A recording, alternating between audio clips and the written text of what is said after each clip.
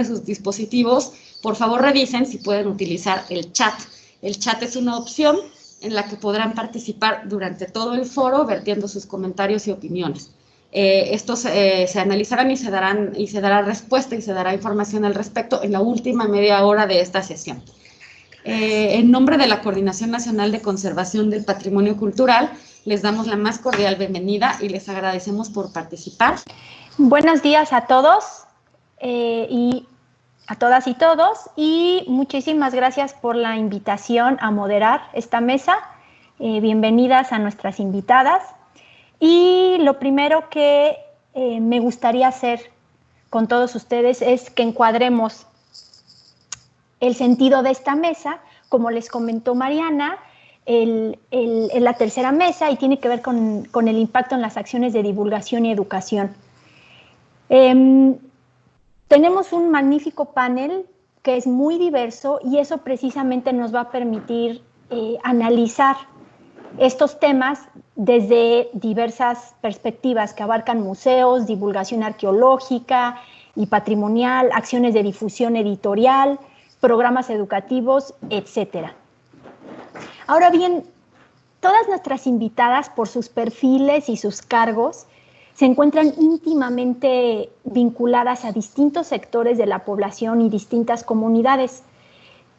Considero que su trabajo es precisamente trabajar con, para y en función de todas estas comunidades y por tanto, como les comenté en alguna otra ocasión, yo las considero como termómetros sociales. Es decir, que están en contacto y registrando las circunstancias y condiciones actuales de la población y de las diversas comunidades y por tanto nos permiten a todos nosotros, quienes no tenemos esa posibilidad o que no estamos en esa situación, aproximarnos un poco y entender qué está pasando con la gente y con su patrimonio en este contexto, ¿no? Por ello, como les comenté a ellas y a los organizadores, mi propuesta para esta moderación es que no obviemos nada. Es decir, no vamos a empezar hablando de las acciones y de lo que se está haciendo, sino que vamos a dar un paso atrás y vamos a conversar primero y antes que nada sobre lo que ellas, cada una de ellas, está percibiendo y está viendo, ¿no? Desde sus contextos y prácticas particulares y qué ha causado eso en ellas como profesionales y en sus instituciones. Pues bien, dicho esto, me gustaría presentarlas yendo de lo general a lo más específico. Les presento a Mayra Mendoza Vilés. Ella es maestra en Estudios del Arte y licenciada en Historia del Arte por la Universidad Iberoamericana y desde 2019 es encargada de la Dirección de Divulgación del INAH, que forma parte de la Coordinación Nacional de Difusión. Tiene a cargo ver lo relativo a muchos ámbitos, entre ellos lo de ferias y presentaciones editoriales, reproducciones, y divulgación de colecciones de fonoteca. Además, es una especialista en divulgación de fotografía histórica y contemporánea. Mayra, bienvenida, muchas gracias. Hola, muchas gracias a todos. Gracias por la invitación. Voy a tratar de ser breve, tenemos solamente 5 minutos y les voy a ofrecer una reflexión. Divulgar en realidad, como lo entendemos, es poner un mensaje al alcance del mayor número de personas. Actualmente todos entendemos lo complicado que ha sido brindar mensajes asertivos sobre la situación que guarda la pandemia en el país, pero también lo que implica en términos de alcance, o sea, que estos sean recibidos por la mayor parte de la gente. En estos poco más de 3 meses de confinamiento se afirma que la cultura ha sido un factor esencial para sobrellevarlo, porque las instituciones, los gobiernos, iniciativa privada y particulares desde inicio hemos apostado por la digitalidad para compartir nuestros contenidos a los distintos públicos, que sin duda no suple la experiencia de la vivencia presencial, pero fue la opción que estaba al alcance de la mayor parte de los que estamos aquí reunidos. Y hoy, a más de 90 días, tenemos una abrumadora sobreoferta de eventos, seminarios, charlas, entrevistas, exposiciones y clases. Todo sucede en la internet, hasta nuestras charlas con amigos y familia. Demasiadas actividades ya hay y en su mayoría de libre acceso. De hecho, a algunos lo que nos falta es tiempo para participar o disfrutar, porque el trabajo a distancia se ha complicado con los tiempos de la familia y el trabajo en uno solo. Parcialmente, el mes de abril fue de adaptación al trabajo a distancia, para asimilar lo impensable en el siglo XXI. Cuando creíamos haberlo visto todo al abrigo de los avances científico-tecnológicos, llegó la COVID para recordarnos que todo puede suceder y dejar al descubierto no solo la cara amable del público solidario, sino también una serie de carencias y vicios ocultos en todos los ámbitos. Durante el mes de mayo en el INAH se duplicaron las estrategias empleadas por parte de los museos y las zonas arqueológicas para comenzar un diálogo con sus públicos a través de materiales digitales que para junio se han triplicado. En el presente trimestre se han revisado 597 iniciativas para circular por la Internet, sobre todo mediante redes sociales. La imagen 1, porfa. De entrada, la prioridad fue hacer uso de los diversos acervos patrimoniales para comunicar al público las medidas de seguridad que debían tomarse. Es así que, por ejemplo, el Centro INAH Sonora nos ilustró la sana distancia con las manifestaciones gráfico-rupestres de La Pintada, o la imagen 2, échanos una mano y quédate en casa, del Centro INAH Baja California. Pero en la actualidad, los museos y zonas tratan de readecuar sus contenidos para ponerlos en línea e incluso recuperar sus actividades habituales, pero a la distancia, como la imagen 3, el Susano Verano del Museo del Carmen. Y particularmente desde la Dirección de Divulgación se echó mano de las plataformas digitales mediateca.ina.gov.mx y revistas ina.gov.mx que ya existían para compartir a través de redes sociales, libros, fonogramas, así como recorridos por museos y exposiciones, primero a ciegas, es decir, tratando de hallar un norte, un punto de encuentro que llegó cuando los que guardábamos cuarentena nos dimos cuenta que la preparación de la comida era parte de los intereses. Entonces, la imagen 4, porfa, el compartir el libro Comida, Cultura y Modernidad se convirtió en indicativo que habíamos hecho un punto de conexión con el público en general de la Internet, medible por la cantidad de descargas y comentarios. Y aclaro que los comentarios propositivos son de los que más se aprende. Ahora, es importante resaltar también que de todos los contenidos compartidos antes mencionados, los libros son los que han sido más estimados, no por la cantidad de likes, sino por la métrica reflejada en la cantidad de links efectivos a la descarga por parte del público. Más allá de lanzar cañas de pescar con anzuelos para ver cuántos peces atrapamos, hemos podido generar contenidos de interés para el público de las redes. Y también hemos de advertir que aun cuando los catálogos de las magnas exposiciones temporales como Maya, Revelación de un tiempo sin fin, generan grandes expectativas, al menos durante la pandemia, la imagen 5, porfa, investigaciones de corte más académico como lo son el vocabulario trilingüe en español, latín y náhuatl, y la imagen 6, la influencia de la lingüística en la etnomusicología de México han sido los más descargados. Y cuando una parte del país permanecía en la ley seca derivada de la COVID, la imagen 7, los apuntes para la historia de la cerveza en México, se convirtieron en el libro del INAH y la plataforma electrónica más descargado, teniendo un alcance también no solo en México, sino en Perú y Colombia. Pero sin duda la digitalidad es parcialmente la solución, pues hay que tomar en cuenta que existen distintas comunidades en este país pluricultural y pluriétnico y todas merecen atención, porque habremos de reconocer que todos los aquí reunidos tenemos conexión a Internet y disponemos de este tiempo para conectarnos a dialogar, pero estamos dejando sin acceso a nuestros mensajes a poco más de la mitad de mexicanos que no cuenta con Internet, según lo que apuntó el economista Ernesto Piedras. Todas estas comunidades a las que normalmente llegábamos con materiales impresos como volantes, carteles y lonas, hoy están suspendidos por el trabajo a distancia. Se preguntaba Luis Kamnitzer, ¿qué define la cultura de un país? ¿Su homogeneidad o su heterogeneidad? Sin duda es la segunda. Y nuestra tarea aún queda lejos en la divulgación de los diversos patrimonios, entendido esto no como lo que el gobierno en turno decide que es, sino lo que está definido por los grupos humanos, las comunidades. Patrimonio, en fin, es todo aquello que preserva nuestra identidad. Hasta ahí lo dejaría. Gracias. Muchas gracias, Mayra, por este panorama general. Sin duda, la Coordinación Nacional de Difusión es un amplio paraguas de actividades, de competencias, ¿no?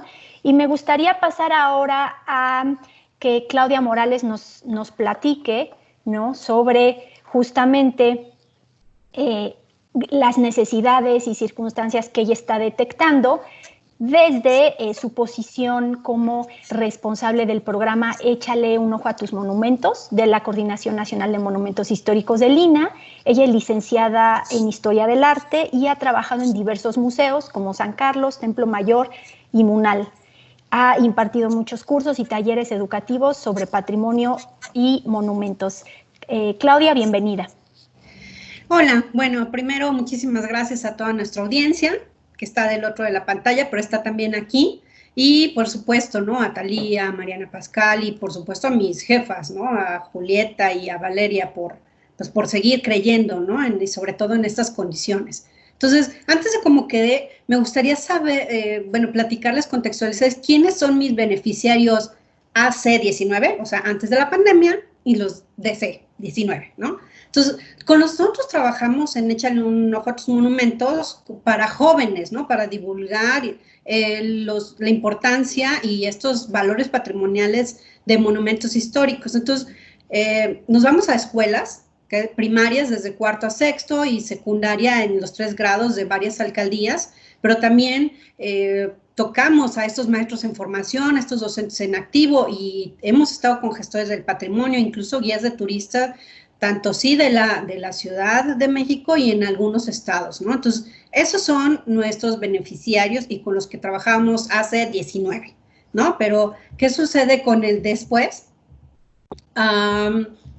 Pues, obviamente, todas estas sesiones son presenciales, ¿no? O sea, estos talleres, este material, estas trajes son presenciales.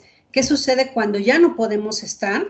Pues, evidentemente, hubo un poco de descontrol y nos volcamos hacia nuestras comunidades en nuestras redes sociales, ¿no? Tenemos en WordPress y también en Facebook, ¿no? En Facebook tenemos un perfil, un muro perfil y una página. Sí son diferentes, en uno ya tenemos un poco más de tiempo y sí contamos con más de 2,000 amigos del Face, ¿no? Y en nuestra página aproximadamente 1,500, ¿no? De junio del 2018. Lo que primero notamos es que hubo un incremento de solicitudes de amistad de junio, o sea, de marzo de este año a junio, o sea, lo que casi siempre tardábamos en encontrarnos, ¿no? Con estas comunidades, era casi un año lo tuvimos en estos 3 meses, ¿no? Entonces, por supuesto, también tuvimos contacto o seguimos teniendo contacto con nuestros parroquianos, con nuestros voluntarios, con algunos chicos de servicio social y con colectivos con los que estamos trabajando, como el colectivo de Santa María de la Ribera, Bitácora 20, los jóvenes por los ODS, pregoneros de Iztacalcos, ¿no? Los ajolotes, perdón, los Sinaitos, ¿no? Y con algunas otras personas. Entonces, cuando nos preguntaron, y en lugar, ¿no? A lo mejor de hacer yo una reflexión propia de lo que he estado viviendo, que sí también es muy importante, más bien fui con estas comunidades y les pregunté. O sea, esto es una de las herramientas del programa que hacemos, ¿no? Desde nuestra posición constructivista, posé hace unos días y les dije, a ver, ¿cómo es para ustedes? O sea, ¿el patrimonio cultural sigue siendo algo preponderante en su vida o no? Y básicamente se dividió en 2 bloques, ¿no? Primero en sí y en no. Entonces, toda esta comunidad facebookera, ¿no? Donde nos encontramos, sí son personas, ¿no? Que aman, viven y trabajan para el patrimonio cultural, los monumentos históricos. Y, por supuesto, la mayoría nos dijo que sí, ¿no? Que es importante. Pero también contestaron, incluso ellos, que pues no. Hubo un ejercicio muy interesante que hizo Javier con su familia y por estratos, pues puso la cultura debajo de Netflix, ¿no? ¡Auch! Pero bueno, también hay otras, como Sandra, una chica de 23 años de Bitácora 20, que nos dijo que pues sigue siendo importante, ¿no? Porque representa la memoria de todos nosotros y sin memoria, ¿quién vamos a ser, no? Digo, es una chica de 23 años, o con Jacqueline, una joven de 28, que trabaja con jóvenes de Objetivos de Desarrollo Sostenible, y pues para ello esta pandemia le ayudó a visualizar, ¿no? Este binomio del patrimonio cultural y natural y le encanta, ¿no? Trabajar, y entonces ahora dice que es mucho más democrático el asunto, ¿no? Que se ha construido un puente, entonces que ahora al menos estos chicos están más conectados en este momento. Y por último, una chica, Dani, 29 años, pregonista Iztacalco, dice que para ella puso en balance, ¿no? Sobrevivió a la pandemia y estas áreas de conocimiento importante que son las ciencias y las humanidades. Entonces, me encantó lo que dijo cuando dijo que hay un sentimiento de anhelo. Después de esta pandemia, sí, hay esta esperanza, ¿no? Este sentimiento y es lo que tiene, ¿no? Que yo creo que con lo que me quedo, ¿no? Entonces, sí es importante, sí sabemos que hay cosas más importantes, pero hay otros verbos que utilizan fue esto fundamental, los extraño, hace feliz, los reconozco, los valores. Entonces, también esta pandemia ayuda, al menos dentro de nuestra comunidad, que ya lo especifiqué, que es, pues de alguna manera buena, ¿no? Porque nos hace pensar y repensar en nuestros monumentos, en nuestro patrimonio cultural, ¿no? Aquí lo dejo. Perfecto, Claudia, muchísimas gracias y sin duda ayuda mucho ese tener una visión panorámica y luego tener estos casos, ¿no? De personas concretas, ¿no? Que te dicen de esa experiencia vital, ¿no? Cotidiana. Me gustaría ahora presentar a equipo de investigación, por llamarlo de un modo. Las voy a, si me lo permiten, presentar juntas.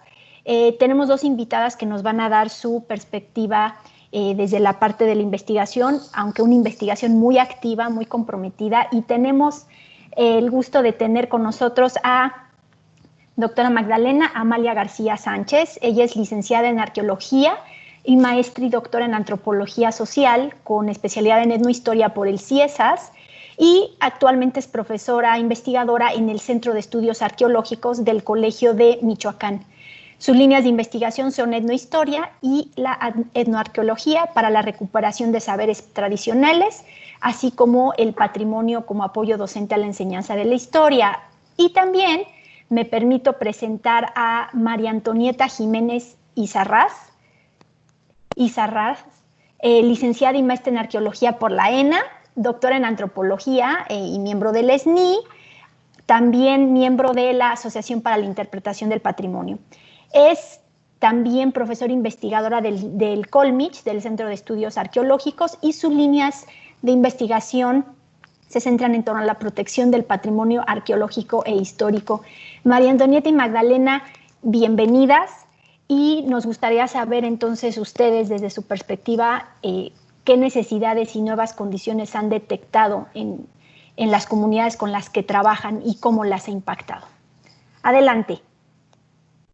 ¿Comienzo, Antoni? Sí. Ok. Bueno, igual me sumo a los agradecimientos a las organizadoras de esta mesa, a la consideración de nosotras que estamos lejos de Lina, pero cerca a la vez por las actividades y por los intereses.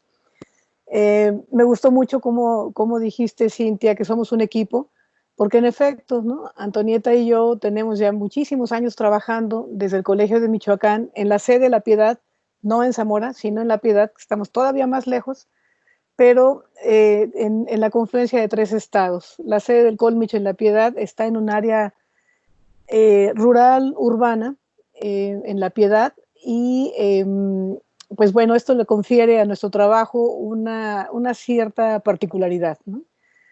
Desde el colegio, imagínense en una ciudad chiquita, considerada pues pequeña porque rebasamos apenas los 100,000 habitantes, y la institución como la del Colmich, que es de educación superior, de investigación, tenemos un posgrado, tiene como muchas expectativas en el seno de la población. Y en particular el proyecto que estamos trabajando desde hace muchísimos años en colaboración con el doctor Alberto Aguirre, también del Colmich, tiene que ver con, bueno, se llama así, hacia la recuperación del patrimonio cultural piedadense. Entonces, nuestra comunidad es vasta, o sea, estamos hablando de 100,000 habitantes, que hemos dividido por grupos de edad. Y pues bueno, hasta antes de la pandemia, aquí concuerdo con Claudia de que esto va a ser siempre el AC19, DC19. Hasta antes de la pandemia teníamos un buen ritmo trabajando, en mi caso particular, desde 2 líneas que me llevan y me llevan mucho tiempo, pero me gusta mucho porque creo que es en donde está el impacto de nuestro trabajo. Uno es la educación formal, y el otro es un organismo que se fundó desde hace poco más de 6 años, que se llama Observatorio Ciudadano Metropolitano La Piedad Pénjamo.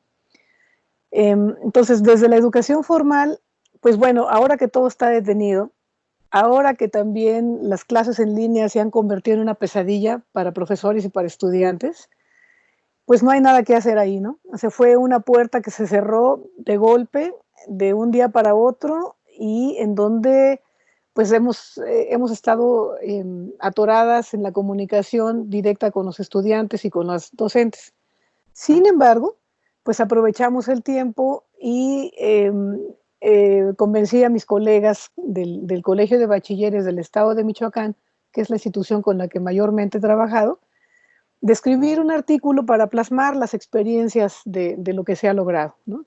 Entonces, pues bueno, en medio de este panorama de 0 actividades directas, pues vimos un área de oportunidad y pues bueno, terminamos en estos días, me parece que el lunes, un artículo que lleva plasmadas las experiencias de las docentes, la mía propia, en donde articulamos los intereses de los resultados de investigación con proyectos académicos de esta institución educativa.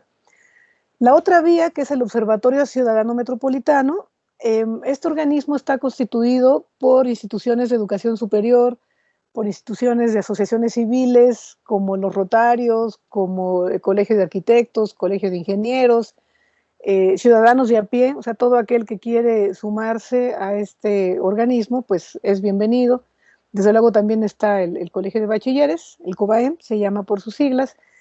Y fíjense ustedes que esto ha sido también el observatorio una oportunidad, voy a hablar de esto un poquito más adelante, se ha convertido también en un área de oportunidad para nuestro trabajo en relación con uno de los principales proyectos, tanto del observatorio como del proyecto nuestro, el de Alberto Aguirre y el mío, en considerar a los bienes patrimoniales naturales como eso, ¿no? Como devolverles su estatus de patrimonio social a partir de la regeneración de los valores que proceden de la vida cotidiana, de los vínculos afectivos e incluso de los vínculos identitarios. En este sentido, también pues hemos estado activos porque esto sí se puede hacer vía digital. Entonces nos reunimos más o menos cada 15 días con todos el observatorio y bueno, ahí hemos llevado a cabo otras actividades. Cierro nada más con la consideración de que entender esto antes y después del COVID nos lleva a la reflexión también sobre la pertinencia y la relevancia de nuestro quehacer como científicos sociales, ¿no? Se han privilegiado en esta localidad, pues de hecho las necesidades más básicas, o sea, la supervivencia, la salud, desde luego, la calidad de vida, el trabajo en la medida de lo posible, y el nuestro, el de Colegio de Michoacán, de pronto fue un poco duro darse cuenta que es un poco prescindible, ¿no? Y ojalá después podamos abordar este tema. Con esto cierro, gracias. Sin duda, Magdalena, creo que has puesto el dedo en la llaga y mucho de esto será el sentido de lo que platiquemos en la segunda pregunta. Muchas gracias. María Antonieta, adelante y bienvenida. Muchísimas gracias. Gracias por la invitación y gracias por la posibilidad de escuchar a estas participaciones y comentar un poco también desde el ámbito de la investigación qué es lo que está pasando. Evidentemente es una cuestión demasiado compleja y yo pienso que sí valdría la pena comenzar a identificar las fases por las cuales hemos transitado en el plano de incluso de reconfiguración de las rutinas que la gente tiene con su patrimonio, el que visita y el que vive y el que se come, porque todo está siendo tocado por el COVID. Y reconocer que en esta primera fase de desconcierto total que también que cuenta, porque fue una crisis en todos los sentidos que tocó desde la parte individual hasta la colectiva y la global, todos tuvimos que sufrir un proceso de adaptación que tocó evidentemente al nosotros trabajar con temas de patrimonio cultural, también a nosotros nos tocó. También en este sentido podemos considerarnos que estamos en medio, estamos como juez y parte, opinando, pero viviendo y sobreviviendo también a la pandemia. Y todas estas cuestiones afectan directamente a lo que está ocurriendo y lo que va a ocurrir con el patrimonio en próximas fechas. En un primer momento, sí, la primera fase probablemente se dio este fenómeno de comunicar los recursos existentes para el caso de los museos que ya tenían algo o mucho avanzado en términos de la experiencia virtual digital. Y ya después, en un segundo momento, se empezaron a crear muchos materiales, pero todavía como con un sabor de emergencia. Es apenas hasta ahorita, me da la impresión, que se está empezando a plantear, como ya se está percibiendo esto como una crisis que va para largo, con proyectos que se tienen que seguir trabajando, pero ya en un afán más tranquilo, al mismo tiempo que muchas instituciones ya están trabajando o incluso ya terminaron los protocolos para la reapertura de espacios para la visita pública. Todo esto nos da para reflexionar acerca del lugar del patrimonio cultural el día de hoy. Y el patrimonio el día de hoy probablemente lo estamos percibiendo tal y como lo concibió García Canfin en algún momento, ¿no? Un recurso para soportar y para pasar las crisis que tienen los seres humanos, desde las pequeñas hasta las enormes, decía él, sí, en una cita textual. El patrimonio ahorita es visto como un escape, pero el patrimonio también está pausado para muchísima gente, porque muchísima gente tiene otras prioridades y muchísima gente, eso también lo tenemos que ser realistas. Quienes trabajamos patrimonio cultural, en efecto, no es la prioridad, pero va a estar ahí y la realidad también es que el patrimonio está requiriendo el día de hoy de financiamientos, porque los procesos siguen, porque se sigue destruyendo, porque hay que seguirlo conservando, y tanto las taquillas, las tiendas de souvenirs para el caso de los espacios que los venden, están en una contingencia económica que, bueno, ya es una cifra muy mencionada en el ámbito de los museos, alrededor del 10% a nivel global, pues probablemente no va a lograr salir librado, sino que van a cerrar sus puertas de manera permanente. El reto que también se nos presenta tiene que ver con la desigualdad en el acceso a toda esta oferta de la cual se hablaba en un inicio, porque sí es esparcimiento para unos, pero es esparcimiento para quienes tienen acceso a Internet, quienes tienen dispositivos suficientes. También está el otro tema en donde ahorita toda la familia, para quienes habitan con varias personas, toda la familia está requiriendo del servicio de Internet al mismo tiempo, en el mismo instante, como muy probablemente le esté pasando en este instante a muchos de los que estamos conectados en este instante. Entonces, son cuestiones muy importantes de accesibilidad. También hay mucho por preguntar, creo yo. Creo que ahorita lo que nos está dejando este momento en particular, más que respuestas, son muchas preguntas que afortunadamente ya se están comenzando a desarrollar, ya están comenzando a surgir foros de investigación con preguntas muy concretas en el ámbito de patrimonio y de museos, y que es muy probablemente uno de los impactos que nos ha gestado en términos de planes y proyectos. Pusimos en pausa también muchos proyectos, pero estamos reactivando otros que están surgiendo por esta cuestión emergente. Muchas gracias. Hasta aquí le dejo ahora. De acuerdo. Antonieta, muchísimas gracias, y sin duda empiezan a salir como temas o hilos que van uniendo las presentaciones, ¿no? La cuestión del acceso o la desigualdad al acceso al Internet, ¿no? La prioridad o no prioridad del patrimonio, ¿no?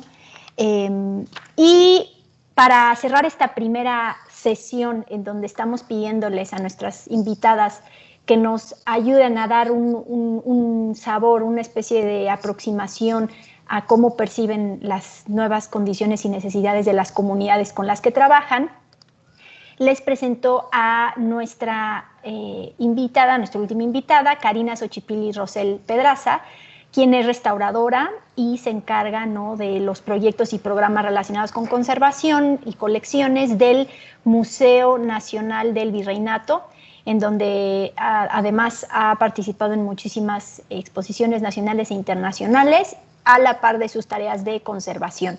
Xochipilli, bienvenida, todo tuyo.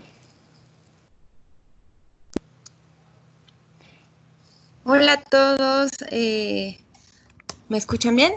Sí. Perfecto. Hola a todos, muchas gracias por la invitación, Mariana, Cintia, un gusto estar aquí con estas enormes mujeres, gracias. Me costó mucho trabajo como abordar la pregunta desde mi perspectiva como restauradora, desde mi perspectiva como integrante de un museo nacional y también como público y como mamá y como todo, pero creo que puede ser abordada en dos sentidos o en dos enfoques. Por supuesto, desde los hogares, desde las personas que se quedan en contingencia o desde las personas que nos quedamos en contingencia, que cambiamos rutinas y formamos y formas de acercamiento con el mundo exterior. Y desde los recintos que resguardan el patrimonio como son específicamente los museos. Este cambio de rutina y formas de contactar el exterior mostró el interés de las personas en entrar en dinámicas grupales como el challenge, TikTok y animaciones relacionadas a recrear obras de arte, reír con memes, seguir un podcast, buscar y entrar a visitas virtuales o a comentarios de obras. La percepción, por ejemplo, muy sensible de un profesor de teatro ante este challenge de recrear la obra de teatro, la obra de arte, fue habitar el cuerpo de una obra de arte, te deja sensaciones estéticas. A mí me parece muy importante porque empiezas como a identificar esta necesidad de identificar esta necesidad de representarse. Las necesidades de estas personas puestas en contacto con el patrimonio me parece que no ha cambiado del todo, no ha cambiado de fondo. Es conocerlo, identificarse, representarse en él. Lo que ha cambiado es la intensidad con que se ve en el medio digital y el contraste con la suspensión que físicamente tenemos al no poder entrar en los museos o en los centros culturales. Por su parte, desde el enfoque del museo como institución, entra en una intensa dinámica, como lo dijo nuestra primer panelista, en la que genera publicaciones que muestran contenidos que acompañen, identifiquen y, por qué no decirlo, apapachen al público, que en esta contingencia pues ha buscado igual comentarios de obras, fotografías, dinámicas, memes, retos. Este esfuerzo de sacar la colección, ¿no?, y de sacar los contenidos ha diversificado los productos de comunicación y ha multiplicado las publicaciones en redes sociales, lo cual, eso es importante, no quiere decir que haya aumentado el número de seguidores, que el contenido haya llegado a más personas o que el mensaje se haya reflexionado por un colectivo.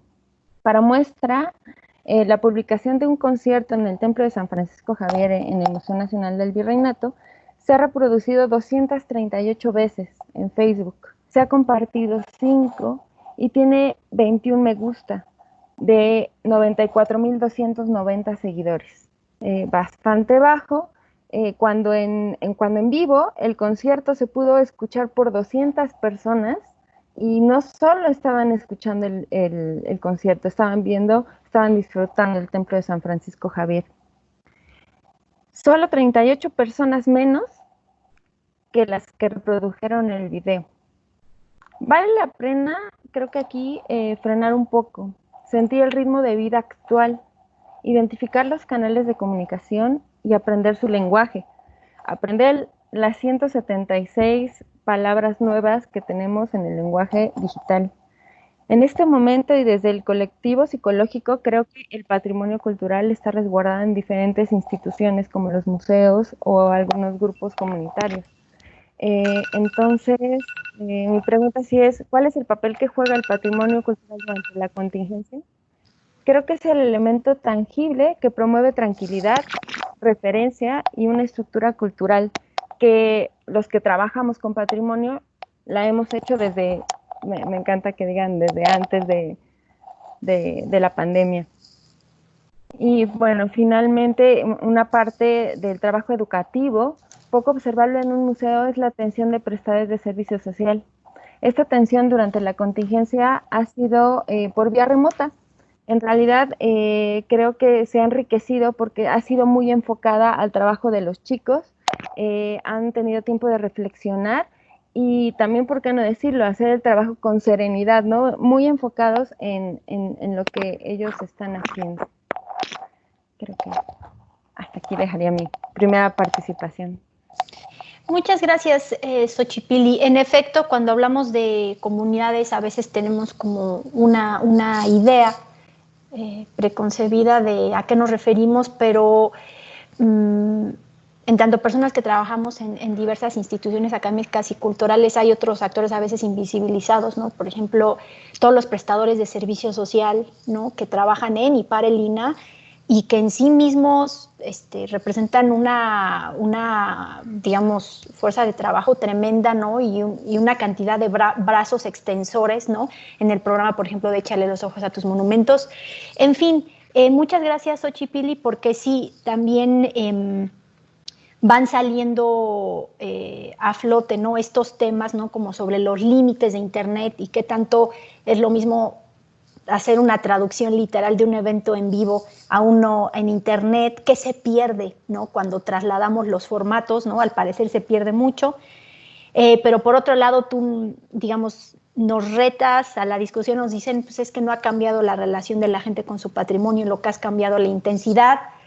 Pues creo que esas son las discusiones que queremos y necesitamos tener, ¿no? Y que nos van a abrir pie a la segunda pregunta.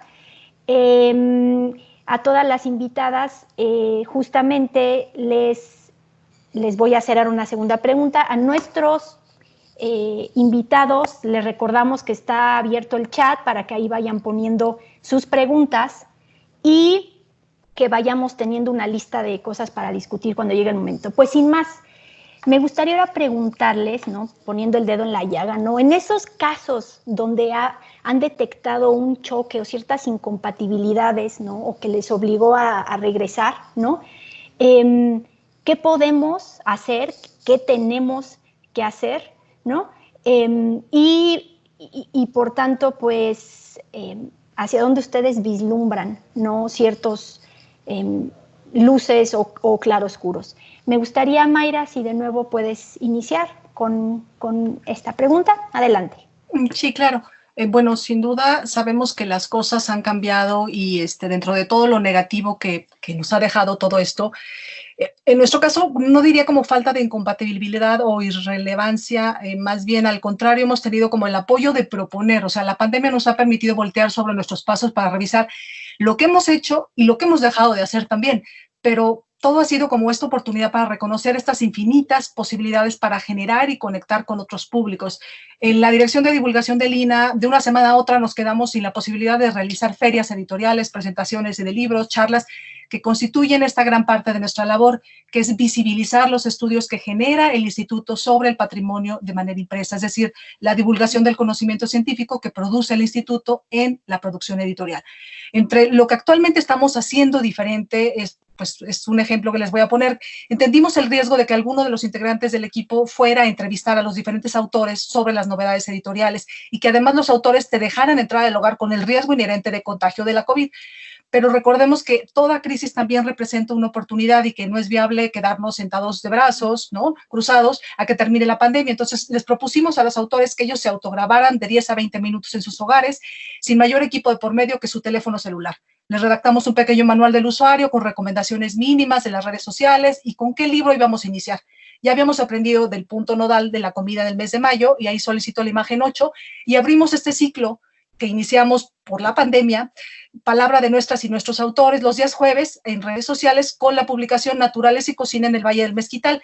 De haber tenido una audiencia presencial, no hubiera oscilado entre 30 o 50 personas, mientras que por esta vía iniciamos con 150 usuarios conectados entre Facebook y YouTube de diferentes estados de la República, así como Estados Unidos. En la imagen 9 podrán ver que desde esta primera transmisión decidimos que esto había llegado para quedarse y no únicamente por el alcance obtenido, sino tras leer los comentarios del público que estaba sorprendido realmente. Un ejemplo es una ciudadana de Hermosillo que nos agradeció no solo la presentación del libro, sino la disposición para venderlos a través de transferencia bancaria y con envío incluido. Porque nos dijo así, la cita textual, acá no llegan sus libros, cuando nosotros pensábamos que llegábamos a toda la República, ¿no? La venta de publicaciones es importante para el instituto, pero lo es más llevar estos contenidos a otros públicos que constantemente señalan en las redes. No pensé que Lina investigara esto. Otro ejemplo es la fonoteca de Lina, que forma parte también de la Dirección de Divulgación, desde donde se desarrolla el seminario Antropología, Historia, Conservación y Documentación de la Música en México, que habitualmente tiene su sede en la propia fonoteca, en la calle de Córdoba, en la colonia Roma, con una asistencia promedio de 30 asistentes, y ante la imposibilidad de continuar de esta manera presencial, el 19 de mayo abrió el canal de YouTube con 600 espectadores ávidos de conocer de nuestras músicas tradicionales. La nueva normalidad, que es de todo menos normal, presenta esta oportunidad para seguir explorando no solo cómo conectar con otros públicos de manera remota, sino también repensar estas vías presenciales que permiten la generación de experiencias, como nos comentaba la compañera en el caso anterior, que es lo que el público busca cuando va a un museo, cuando busca un concierto, es la experiencia. Sin duda, la experiencia vía redes sociales cambia de otra manera, entonces es todo un reto poder generar o cómo, sin llegar a la sustitución, sino cómo podemos generar otro tipo de experiencias que puedan enriquecer esta parte del patrimonio, y por ahí le dejo, si no me voy a pasar de tiempo. Gracias. Muchísimas gracias, Mayra. Sí, y una de las preguntas que haces, ¿no? También para que vayamos pensando en la discusión, ¿qué es lo que el público busca, ¿no? No nos ha obligado, sin duda, el contexto actual a pensar de otra manera. Bien, Claudia, ¿qué nos puedes decir tú? Estoy totalmente de acuerdo también con Mayra, así como casi se roba todas mis palabras, ¿no? Pero más bien, yo creo que sí, esto no es nada seguro, no sabemos, que ahorita en este momento no sabemos qué va a pasar, si realmente va a haber una nueva normalidad u otra normalidad, o sea, no sabemos, ¿no? Entonces, lo más seguro es el cambio, pero mientras, al menos dentro del programa, nos dio tiempo de experimentar y de proponer. Entonces, sí me gustaría que me apoyaran con las imágenes. Entonces, esto es lo que hemos estado haciendo desde Échale, que también, acuérdense, es para jóvenes, entonces nuestros jóvenes también están como en redes sociales, ¿no? Entonces, esto es lo que hemos hecho. La primera, sí, en lugar de hacer el Día Internacional de Monumentos, que habíamos, bueno, era una maravillosa experiencia con la comunidad de Iztacalco, bueno, tuvimos que cambiarlo, ¿no? Por aquí ya casi lo veo, pero era el día M, ¿no? Entonces, el Día Internacional de Monumentos, y entonces empezamos a hacer estos retos, estos challenges a través de Facebook, ¿no? Desde primero, con la siguiente, perfecto. Primero saber, ¿no? Que esos son elementos arquitectónicos, que es la arquitectura, y después llevarlos durante 1 o 2 semanas a todos nuestros facebookeros, a nuestros seguidores de las redes sociales, hasta llegar a un desayuno monumental, ¿no? Una serie de hotcakes con elementos arquitectónicos, ¿no? Entonces, hubo desde niños, nos recibimos videos, y hasta personas que no tenían, pues, obviamente, harina de hotcakes, bueno, se lo siguieron, ¿no? Entonces, esta es una del que probamos. Otra de nuestros experimentos, que digo, experimentos, en la siguiente diapositiva, vemos... también no quisimos dejar pasar el recorrido del Día Internacional de los Museos, y entonces hicimos un recorrido con algunas parroquianos nos vemos a esta hora, empezamos a poner el video a la misma y recorrimos esta exposición, que aparte estaba totalmente de otro lado de la ciudad, digo, del país, y empezamos a hacer esta experiencia, ¿no? De a qué te recuerda, mira estos conocimientos, y sobre todo que ellos empezaran, ¿no? Bueno, ellas, en este caso, a decir qué les recordaba, porque era bonito, ¿no? O sea, detonar estas experiencias estéticas y emocionales a través, sí, ¿no? De estar enfrente de una pantalla, ¿no? Otro de nuestros experimentos, en la siguiente, por favor. Y es que aquí sí tuve que echarme unos tutoriales, un curso básico de herramientas para que todos nuestros contenidos, porque nosotros tenemos fichas y materiales muy artesanales, pero también tenemos parte digitales, empezar a traducirlos a este material de divulgación en línea, ¿no? Entonces, pues sí, hay que empezar a usar el Powtoon, el Canvas, el ThinkLink, y todas estas herramientas, bueno, que están ahí, ¿no? Y que yo como migrante digital, pues tengo que aprender, ¿no? Y bueno, ha sido muy divertido, eso al menos personalmente me ha gustado mucho, y bueno, es otra de las propuestas, ¿no? En la siguiente también tenemos capacitaciones que nos piden, ¿no? Del colectivo Santa María, o sea, nos puedes dar capacitaciones o clases, entonces diseñamos ya una nueva manera de acercarnos, dar una clase a través de estos medios, donde desarrollamos la parte sí emotiva, el experimentar, ¿no? La retroalimentación de estas personas, digo, bueno, de los participantes. En la siguiente, por favor. Y utilizamos estos nuevos materiales que, bueno, es maravilloso, ¿no? Que a veces no tenemos posibilidades porque muchos de los espacios no hay internet. Entonces, ahora que tenemos chance, bueno, lo hacemos, ¿no? Entonces, son propuestas, no sé si se van a quedar, yo creo, espero que sí, y es básicamente, ¿no? Así como para perdón, es, al menos el programa, llevar esta metodología de este programa, estas nuevas tecnologías, ¿no? Esta actitud constructivista es el aprender haciendo, herramientas de la historia del arte, y sobre todo porque son jóvenes, ¿no? Entonces, hasta ahí mi comentario, ¿no? Para esto.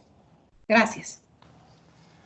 Muchas gracias, Claudia. Sin duda se percibe muchísima creatividad. Literalmente, inclusive esto de los desayunos monumentales, la verdad es que sí me sacó una sonrisa, ¿no? Ese hot cake en forma de capitel. Y nos da una ventana, ¿no? A los diversos recursos que cada profesionista, cada institución está intentando, digamos, implementar o sacar adelante. Nuestras colegas del Colegio de Michoacán, ustedes, ¿cómo han abordado, cómo están manejando esta cuestión de la incompatibilidad o de la falta de relevancia, donde en ocasiones ha salido a colación, ¿no? No sé si en esta ocasión quizá María Antonieta inicie. Muchas gracias. Bien, ¿cómo nos adaptamos, ¿no? Es también es la pregunta vinculada también. Y creo que una de las cuestiones como buena partícipe del ámbito académico, que generalmente actuamos de manera mucho más pausada, ahorita lo que viene a colación es una serie de encuestas que en esta segunda, lo que yo le llamaría segunda, casi tercera etapa de contingencia, en esta aparente estabilidad en medio de la crisis. Hay alrededor de 15, si no es que más, encuestas express que se han ido gestando. Evidentemente debe haber muchas más. Esto nos lo compartió nuestra colega que dirige un foro de estudios de públicos y museos, en donde muchísimas instancias, ICOM, Ibermuseos, Catastros, tengo aquí, bueno, de varios países, se están haciendo preguntas que tienen que ver con el consumo cultural, con qué es lo que está pasando con los museos, con qué es lo que está pasando con un aspecto que también se considera muy importante, que es la experiencia que están teniendo los usuarios con los dispositivos.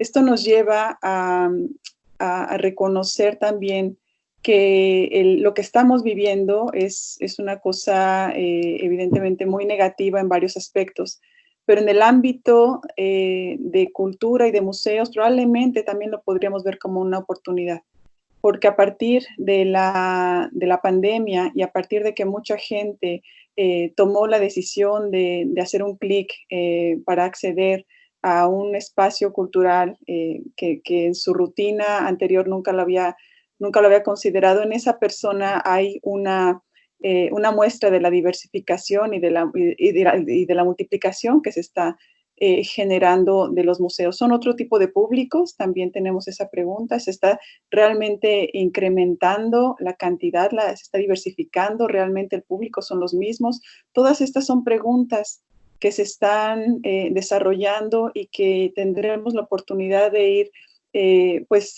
ahora sí que analizando conforme sigan pasando las semanas y los meses, que vayan apareciendo más resultados. Creo que aquí el gran reto al que nos estamos enfrentando y sobre todo considerando que en efecto hay muchísima gente para la cual el patrimonio ha perdido en este instante la relevancia, porque la supervivencia siempre va a ser la prioridad ante la propia y la de los seres allegados y bueno, y viene la crisis económica, muchas cosas que son prioridad auténtica para la supervivencia y la integridad física. El patrimonio está en otro nivel, pero está, y eso es lo importante. El patrimonio es algo que la gente, aunque no lo atienda, no lo vea en este instante, sabe que ahí va y quiere que ahí esté. Entonces, no es que haya una disminución de la importancia, sino que el patrimonio en cada instancia se ha forjado con sus propios asociados, como podríamos llamar en términos de identidad, y esa gente sabe que en cualquier momento va a poder a regresar a esos monumentos, a esos museos que ahí están. En ese sentido, los retos pues son muchos. Creo que el principal de todos los retos, sobre todo para los espacios que van a aperturar para visita pública, pues es garantizar, son dos cosas. Una es garantizar que la gente pues tenga medidas de seguridad, pero también garantizar que la gente se sienta segura. Y ahí es en donde entra también el ámbito de la comunicación del patrimonio, porque a los intérpretes del patrimonio ahora nos suman un elemento más de integración para nuestros planes de comunicación sobre los espacios abiertos al público. Darle información sobre contenidos de las culturas, de las piezas y demás a la gente va a tener sentido siempre y cuando la gente se sienta segura en esos espacios. De otra manera, la gente va a estar muy estresada, va a estar pensando, mira, se me acercó mucho esta persona, está tosiendo, cosas que son importantes, ¿no?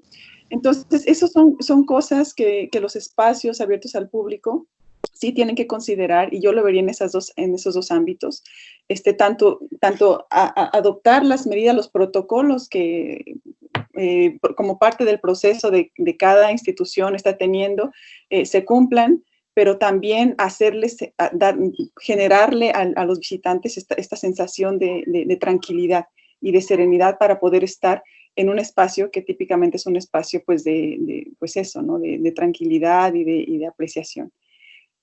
Bueno, ya vi que ya rebasé otra vez el tiempo, entonces hasta aquí me quedo por ahora. No, en realidad perfecto. La llamada de alarma es para prevenirlas, perfecto de tiempo. Y sí, en efecto, en estos estudios que menciona María Antonieta hay mucho circulando, pero un tema recurrente es cómo hacemos que la gente se sienta segura, porque tener una experiencia estética, identitaria, cultural, requiere primero, y aquí en mente tenemos algo que mencionó María Antonieta en algún otro momento y quizá les suene a alguno de ustedes también, a otros muchos de ustedes, la famosa pirámide de Maslow, ¿no? Cómo tenemos una serie de necesidades básicas, ¿no? Y cuando no cumplimos esas, es difícil o sencillamente imposible llegar ahí, ¿no? Pero bueno, no me quiero extender. Magdalena, adelante, por favor, compártenos tus experiencias, tus sentires. Gracias.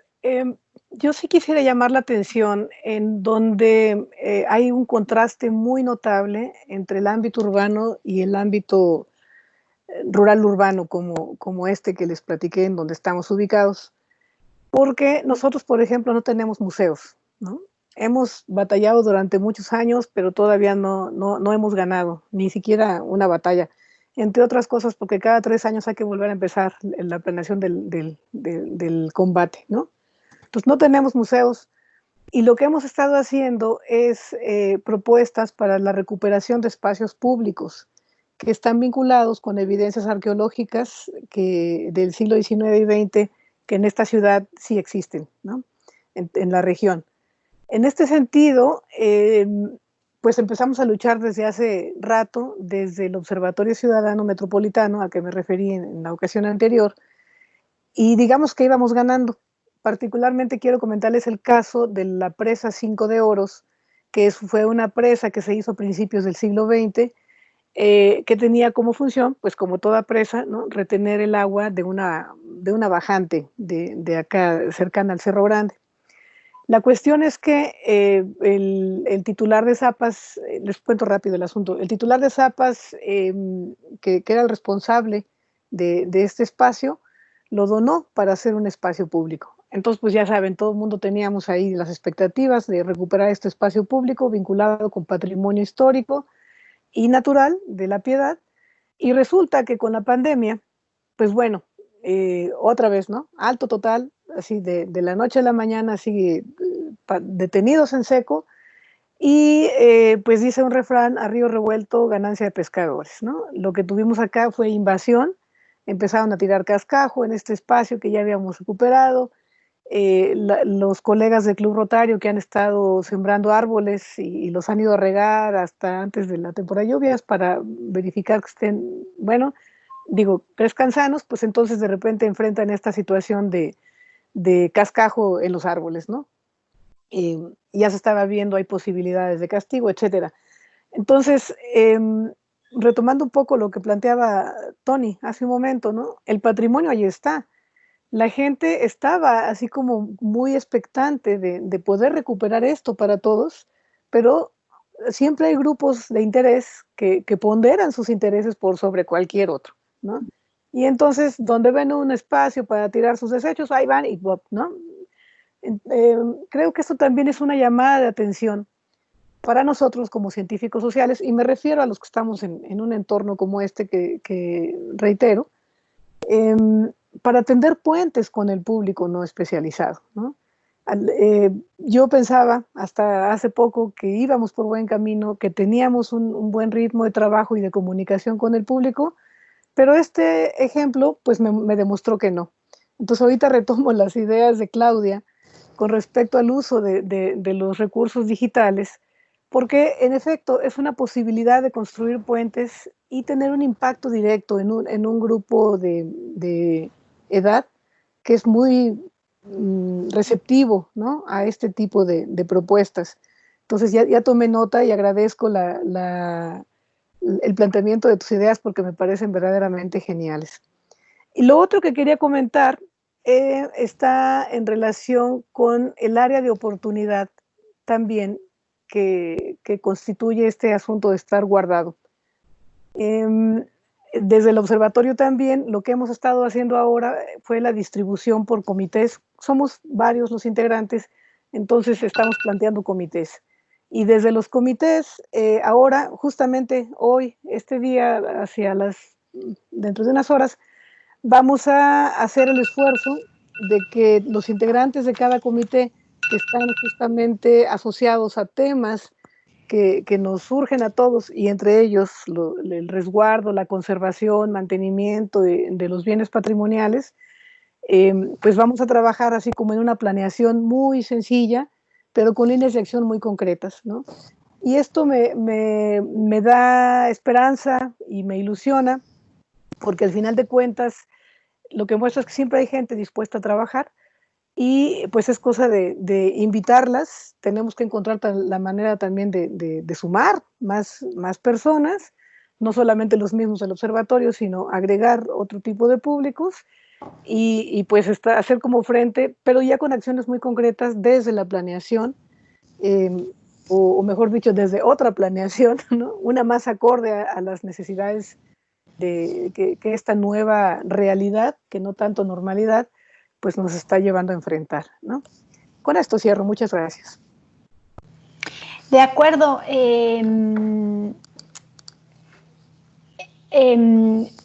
Magdalena, con el tema de que hay la posibilidad de pensar en otras formas de trabajar, o sea, sí pensar una planeación estratégica, pero desde una perspectiva distinta, finalmente, ¿no? O no como la conocíamos, ¿no? Y no con quién normalmente lo hacíamos, o no únicamente con ellos. Xochipilli, Pues te dejamos el espacio para este cierre final. Adelante. Hola de nuevo. Híjole, mucho que pensar, muchas preguntas, ¿no? De repente uno se conecta y tiene seguro algo y dice, oh por Dios, ya cambió, pero en este ejercicio de reflexión sobre la compatibilidad o la incompatibilidad de lo que estamos haciendo, también un punto específico sería el de los recursos, ¿no? Y también yo lo quiero ver en dos momentos, ¿no? Uno, como lo mencionaban mis compañeras, en este periodo durante la contingencia y esta fase de transición, ¿no? Que de repente parece atemporal y escalonada y viene para atrás, viene para adelante. Y en este momento creo que debemos aceptar una realidad que al menos en redes sociales, los museos y el patrimonio no son tendencia, no es una tendencia tal cual como el lenguaje lo dice. Sin embargo, pudiera ser que esto suene incompatible, pero las acciones de divulgación y educación que llevamos a cabo sí lo son compatibles con parte del objetivo de los museos y de difundir, divulgar el patrimonio, dar a conocer cómo está construido el inmueble, cómo es la colección, de dónde vino, a partir de todos los productos o publicaciones que pues, se pueden ver en Internet. En este punto creo, y específicamente en los museos, una tarea muy importante es hacer resiliencia, ¿no? Echar mano de la gran experiencia que tiene un museo para generar exposiciones y adaptarla a estas publicaciones. Creo que la desarticulación al interior de un equipo, la improvisación de la publicación o la aspersión de contenidos pueden ser prácticas peligrosas que pueden derivar en comentarios desfavorables, incluso en la propia página, en que transcienda información errónea, que se estanquen conceptos, que se omitan estudios realizados por el propio museo, incluso tiempo atrás, ¿no? antes de la pandemia, o se perciba el recinto poco atendido a través de este filtro que son las redes sociales. Me parece que apostar a una generación, a generar una conexión trascendente con contenidos estimulantes y para niños, personalizar a lo mejor el museo a través de un avatar para jóvenes o desarrollar un podcast como lo hizo el Museo Regional de Querétaro con la bitácora de una ciudad sitiada, son ejemplos de esta red de museos de Lina que ha logrado con mucho trabajo detrás de ellos. Hay que prepararse también para hacer todas estas publicaciones. En este momento y poniendo en la mesa el punto específico del recorte presupuestal, me parece que se puede sortear la problemática con creatividad, con destreza, en el uso de herramientas digitales, en la calidad y puntos de enfoque en la producción de publicaciones, tener conectividad, ¿no? Creo que es un gran reto, y alianzas con grupos que también generan cultura. No es lo ideal, no es lo ideal no tener recursos, no lo estoy diciendo, pero se puede rescatar el barco a partir de eso. Sin embargo, en el otro momento, en futuro, digamos así, como museo debe hacerse compatible con la necesidad del público por estar en un espacio seguro, como lo decía Antonieta, apacible, que le genera después de meses de encierro y poca certidumbre, unos momentos de tranquilidad y confort. Para ello, creo que también nosotros, como los cercanos al patrimonio y los que los estudiamos y divulgamos, debemos de trabajar hoy, ahora sí, en presente, trabajar sus contenidos y enfocar esfuerzos que eviten atomizar el poco recurso con el que se cuenta. Sabemos que por lo menos, los museos sabemos que por lo menos este año no habrá exposiciones nuevas y se suspenden totalmente los medios táctiles, los videos y las animaciones pues ya están en redes, ¿no? Entonces, ¿cómo vamos a adaptar estos contenidos? Y aquí recuerdo muy bien el medio táctil que tenemos en la exposición de Santiago, que describe a través de este medio las texturas de la caña, de la pasta de caña, del papel amate. Entonces es un gran reto para los museos cambiar toda esta infraestructura a ahora la visita. Pero creo que se puede también potencializar esto. La resiliencia nos puede hacer aprovechar las condiciones en las que por indicación la circulación debe estar espaciada y tal vez instalar lo que la Compañía de Jesús promovía, que es el modo nostro, el aprendizaje a través de todos los sentidos, ¿no? Vamos a tener al público como con más espacio para vivir en ese momento al museo, o esta corriente nueva de aprendizaje neurolearning, ¿no? Que impulsa el aprendizaje a través de la emoción, que tiene mejor pegamento para el conocimiento. Creo que como museos debemos aprovecharla al máximo. Ya, me sonó. Perfecto, Xochipilli. Bueno, Xochipilli terminó ya como súper vanguardista, ¿no? Hablando de neurolearning, hemos hecho un recorrido muy amplio. Sin más, les quiero compartir a todas nuestras comentaristas que hay una intensa actividad de chat, muchas preguntas para ustedes. Entonces vamos a intentar darle la mayor cabida e iré un poco asignándoselas para que todas, digamos las que sean más especialistas o quizá más ad hoc puedan irnos comentando. Hay una primera pregunta, es importante que sepan, esta pregunta salió en otros foros, en otras mesas, perdón. Entonces es un tema como que está ahí y que viene muy al caso con lo que hemos hablado y tiene que ver con la presencia mediática del INAH en la nueva normalidad. Y la pregunta, según la entiendo, es ¿cómo podemos hacer todos, ¿no?, para que la población mexicana conozca el trabajo que hace en el INAH, ¿no?, aún si no pertenecemos a las áreas de difusión?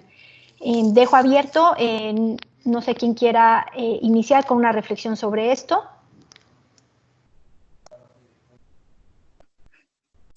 Mayra la veo alistada. Sí. Adelante, muy bien. Hola.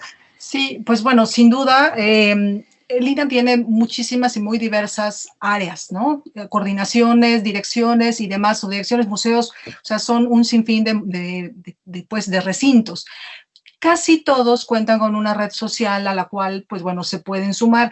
Es imposible dar a conocer todas las actividades que se llevan a cabo desde digamos, un espacio central como el caso que sería Mediocina. Por ello es que se ha instado, pues, a que cuenten con una red social en la cual la gente pueda participar, es decir, tú puedas hacer propuestas de contenidos y la gente va, digamos, como este efecto de si te pongo esta información tiene algún alcance, tú quieres saber más sobre esto otro, o sea, es como de pregunta y respuesta, es decir, no podemos esperar también que la institución nos alcance, o sea, o nos lleve todos los contenidos de lo que se hace porque es imposible, es decir, la investigación científica se da en los lugares de origen, ¿no? Entonces, bajar la información científica a fines de divulgación también es todo un esfuerzo del cual, pues, es imposible darnos abasto, ¿no? Pero también hay, a través de las redes sociales, es como puede llegarse a este alcance como un poco más mediático en el sentido de tú preguntas y siempre tendrás una respuesta en todas las redes sociales. Atrás de las páginas de internet, de Facebook, de Twitter, de Instagram, siempre hay un comunicador, pues, que está atento a las solicitudes. Si a lo mejor tú preguntas en un ámbito que no es de la competencia del Museo de Xochipilli, que quieres hacer un rescate arqueológico, te canalizará con dónde se debe de realizar. O sea, siempre tendrás como esta respuesta, pero también es parte de acercarnos. Es decir, lanzamos nosotros estas redes para poder acercarnos al público, pero también es que el público las haga suyas, que pueda preguntar y pueda atenderse, ¿no? Hasta ahí lo dejaría. Sí, sin duda. Tengo aquí una pregunta para Claudia. Este es como muy distinto. Habla sobre, Emanuel Lara nos pregunta, ¿el programa Échale un Ojo involucra, paréntesis va, que los públicos hagan alguna actividad voluntaria de mantenimiento, limpieza o vigilancia, por ejemplo, o solo son actividades de reflexión en torno al papel de los monumentos históricos y su conservación? Bueno, ok. Yo quería participar con la anterior. Bueno, después. Si no, Ay, no, de una vez, perdón, sí. te corté la inspiración. Bueno, ok, nada más súper rápido, ¿no? En esta cuestión de la presencia mediática del instituto, fíjate, siempre que vamos a muchos lados con niños, con jóvenes, con adultos maestros, fíjate que no saben qué hace el INAH. O sea, eso es una constante, o sea, siempre, ¿no? No saben qué hacen. Ellos piensan que nosotros damos el dinero para restaurar pirámides, así nos han dicho. Entonces, no tienen casi ni el 1% de la idea. Entonces, mucho de lo que también hacemos es decirles, a ver, el INAH somos normativos, investigadores, etcétera, y desglosarlo, ¿no? Entonces, si alguna vez vamos a hacer estas cuestiones mediáticas, hacerlo incluso desde la obviedad, ¿no? Porque a veces dejamos mucho por eso. Entonces, en serio, las personas no saben ni qué somos ni qué hacemos. Bueno, eso nada más como puntualizar el comentario. Y dos, para Emanuel, fíjate que nosotros trabajamos por proyectos, ¿no? Con jóvenes, y a veces algunos proyectos tienen esta cuestión de sí hacer un tipo de conservación, pero sería como preventiva. O sea, nosotros no somos restauradores, venimos de la Subdirección de Investigación de Monumentos Históricos. Entonces, sí hacemos cuestiones reflexivas, hacemos que los vean, los monumentos históricos, que se hagan conscientes de su importancia y también lo que ellos pueden hacer desde su trinchera, ¿no? Entonces, mantenimiento, nosotros no lo hacemos porque no somos especialistas y capaz de que pasa algo y bueno, me da algo, ¿no? Y nos da algo a la coordinación. Hacemos oponcio o algo así, me infarto, no sé, algo así. Pero estos voluntarios sí hacen limpieza que no tenga que ver con las estructuras. A lo mejor en el atrio, ¿no? Había unos chicos de Santo Tomás Ajusco, más arriba, donde las niñas, que eran de primaria, pusieron carteles donde se podía poner carteles en la fiesta de la Candelaria de no tires basura, no dejes la caguama, ¿no? Entonces, bueno, de alguna manera hacíamos como este tipo de limpieza, ¿no? ¿no? Pero lo demás, eso se los dejamos a los especialistas y siempre decimos, no, vayamos con un restaurador a que lo diga, ¿no? Espero que se haya contestado la pregunta, Emanuel. En efecto, es súper delicado, ¿no? A dónde llegan esos límites, ¿no? De intervenir o no intervenir. Y ese es lo importante del trabajo tan fino que hacen en echarle un ojo a los documentos. Bien, tenemos aquí un par de preguntas, al menos, y parece que hay mucho interés en torno a esta paradoja en donde en un mundo aparentemente muy globalizado hay sectores inmensos de la población que no tiene acceso al Internet, ¿no? Lo comentaron varias de ustedes, pero además resulta que muchas de las comunidades que viven, que custodian bienes patrimoniales, monumentos, son esas comunidades que no están dentro de las redes digitales, ¿no? Entonces la pregunta es, Julieta García pregunta, y hay alguien más que pregunta más adelante, que no nos dio un nombre, ¿no? ¿Qué se puede hacer en esos casos para contactar y estar más cercanos, ¿no? ¿Qué ideas hay para acercar la situación del patrimonio en contextos lejanos geográfica y físicamente, ¿no?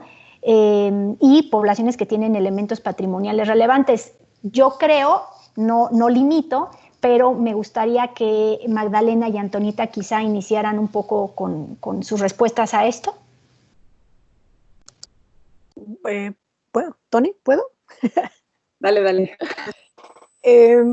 Pues igual ilustra algo que hemos estado haciendo nosotros porque, como he comentado ya varias veces, una región como esta tiene contrastes con el ámbito urbano, ¿no? La disponibilidad de Internet, digamos que es general, pero es malo.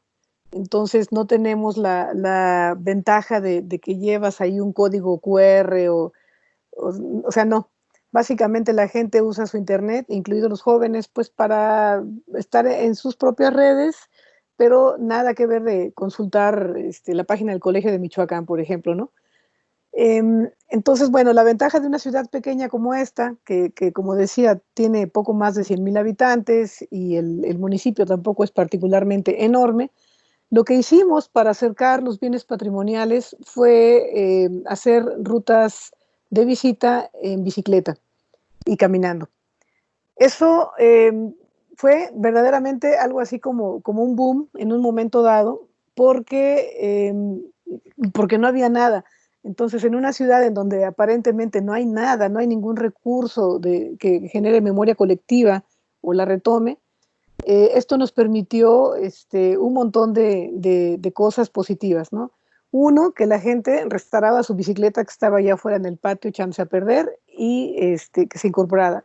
Dos, volver a tejer estos lazos de colectividad, ¿no? De ir en grupo y estar al pendiente atrás, en medio, adelante, ir cuidándose todos. Incluso los ayuntamientos de distintos periodos nos brindaban apoyo con patrullas y tal. Y tres, bueno, practicar la interpretación del patrimonio en vivo, ¿no? En visitas guiadas con las personas. Y un cuarto punto, volver a reconocer en el paisaje, o sea, ahora sí que conceptual y literalmente, en el paisaje, casi la historia de esta ciudad, porque la historia de La Piedad no se entiende sin el río Lerma, ¿no? El que pasa por aquí. Entonces, recorrer, sobre todo en este periodo, que es época de lluvias, que está todo lleno de charcos, de lodo, los paseos en bicicleta fueron muy divertidos y captamos un montón de público joven, ¿no? Jóvenes que yo llevé en bici todavía en la primaria, ahorita ya están en bachillerato, otros ya hasta están en etapa universitaria, pero recuerdan, ¿no? Yo les digo, en plan de cotorreo, el conocimiento se les pegó con lodo, porque de veras era muy divertido. Sobre todo estos bienes patrimoniales a los que me refería hace rato, que están vinculados con el uso del agua, ¿no? Molinos, plantas hidroeléctricas sobre todo. Bueno, esa es la experiencia nuestra. Gracias. Gracias. Tomo la palabra. Bueno, la realidad es que creo que este tema de la atención a otros públicos toca incluso a quienes sí tienen acceso a Internet. Pienso que más bien los programas, y respondiendo complementariamente la pregunta de Adrián Valdés, ¿cuáles serían las prioridades? Pienso que en cualquier medio de comunicación establecer planeaciones adecuadas y dirigidas a públicos concretos y que correspondan a los medios de comunicación que utilizan en su día a día. Esta misma pregunta la he escuchado en otros dos foros, si la sobresaturación de oportunidades, como que parece que hay mucho y como que parece que ya no nos tendríamos que preocupar por hacer más, pero todo lo contrario. Hay la posibilidad de utilizar el radio, que es algo que ha estado en proyectos que ha estado realizando el Colmich ya desde hace cuando menos 2 años, en un programa en donde entrevista académicos. El INA también, tengo entendido que tiene su propio espacio de divulgación para que los académicos narren sus hallazgos. Eso en términos de medios de comunicación, la cuestión de Internet es solamente una oportunidad, pero tenemos que seguir explorando las tradicionales, que son las que muchísima gente sigue consultando y que también corresponden a otro tipo de público que está también a la expectativa de oportunidades de aproximación al patrimonio.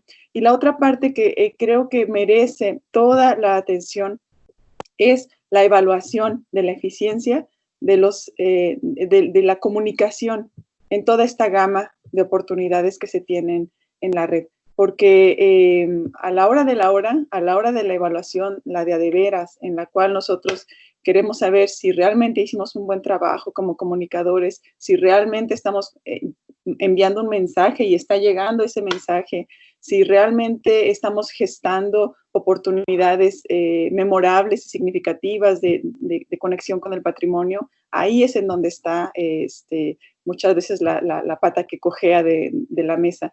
Entonces, sí hay mucho, pero en ese mismo mucho creo que hay muchísimo por hacer en términos de la planeación estratégica de qué es lo que se hace, para quién se hace y cómo se hace y con qué medios de comunicación se se establecen. La prioridad, pienso yo, tendría que ser el apoyo a proyectos de divulgación y de comunicación estratégicos, y en apoyo evidentemente a los que ya en particular el INAH pues está desarrollando. Me gustaría comentarles que este tema sobre, llamémosle, el lado oscuro del Internet, aparece en varias de las preguntas. Desafortunadamente tenemos tiempo limitado, todavía tenemos que pasar a otra fase de preguntas, pero me gustaría comentarles que sí, por ejemplo, Gracia Martínez, ¿no? A Adrián Valdés, de alguna manera, se preguntan sobre cómo priorizar, pero también hacen una crítica sobre cómo ese exceso de saturación visual puede esconder otros intereses, ¿no? Sí creo que quizá valga la pena seguirlo comentando en otros focos, pero no quería dejar de mencionar las contribuciones de Gracia Martínez y Adrián Valdés en torno a estas preocupaciones. Me gustaría hacerles de esta sección de chat, quizá terminar con una última pregunta, porque quisiéramos pasar a preguntas de mano alzada. Si no las hay, quizá podemos regresar a algunas preguntas del chat. Hay otro grupo de preguntas que tienen que ver con cómo pensar estrategias para otros públicos. Y aquí voy a aglutinar, aunque claramente son muy distintos, por ejemplo, adultos mayores, ¿no? Población indígena, ¿no? O analfabetas, ¿no? ¿Qué estrategias, tienen alguna estrategia para estos otros grupos? No sé quién gustaría de iniciar. Claudia. Ok, al menos con adultos mayores nosotros sí hemos trabajado y los hacemos parte de, ¿no? En el caso de Xochimilco fue uno de nuestros primeros proyectos. Bueno, Xochimilco es muy rico en tradiciones y realmente tiene una conciencia a sus jóvenes diferente a otros. Entonces, aquí lo que hicimos es sí formar, que desaprendieran estos adultos mayores porque eran maestros y que pudieran contar sus experiencias a los jóvenes, ¿no? En un primer momento. Entonces, era como hacerlos en encuentro, ¿no? Ellos dos. Y en otra, también en Xochimilco, los jóvenes daban como una visita a una exposición fotográfica de una de nuestras investigadoras, y entonces ahora ellos, los adultos mayores, se acercaban para escuchar, bueno, para que fueran escuchados. En un lado era así, que ellos los escuchen, compartan, y en el otro que sean escuchados, ¿no? Entonces, al menos con adultos mayores fue maravillosa las experiencias, los chavos, los jóvenes que ahorita ya son pues casi universitarios, aprendieron y aprenden de estos adultos mayores. Los demás vulnerables no hemos como que tenido, ¿no? Oportunidad de trabajar con ellos aún.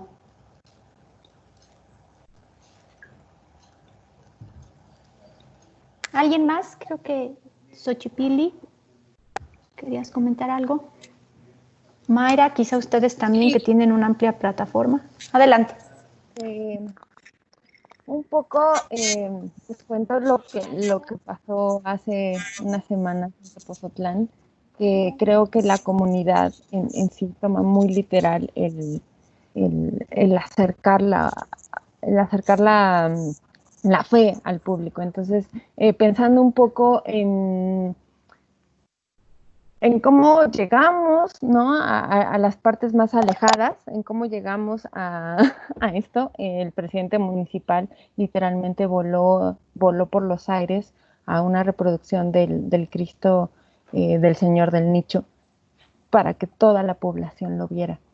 Increíblemente tuvo mucha aceptación.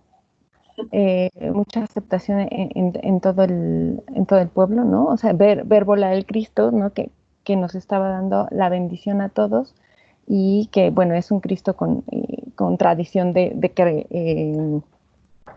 con mucha fe para justo las pandemias, ¿no? En redes sociales se podía ver la aceptación de las personas, los adultos mayores agradecían el hecho, y creo que ahí sí es de verse una incompatibilidad a lo mejor de mi forma de pensar como restauradora, aunque haya sido una reproducción, ¿no? De cómo está volando el Cristo, ¿no? Por todos los aires, pero finalmente en un objetivo, ¿no? de acercamiento, de comunicación, de darle apapacho, como lo decía, a la comunidad. El presidente municipal logró hacerlo. Entonces, estos actos, ¿no? que de repente se hace desde la comunidad, creo que son los grandes retos, ¿no? Para nosotros que estamos del lado de la divulgación y difusión del patrimonio, tenemos que acoplar. Es una aportación que también a mí me dejó perpleja, ¿no? Me dejó sin palabras. Algunos de mis chicos de servicio social solo me preguntaban, ¿qué opinas? ¿No? ¿Es real? ¿Es original? ¿Es la pieza? ¿Qué dice Lina? ¿No? Como muchos cuestionamientos que también como personal de Lina, como debemos estar atentos, ¿no? A responder. Gracias. Ese es el medio, ¿no? que usaron. Pues ya. No sé si alguien más tiene alguna experiencia, por ejemplo, de trabajo con grupos indígenas o analfabetas, ¿no? O sabe de iniciativas que se estén realizando.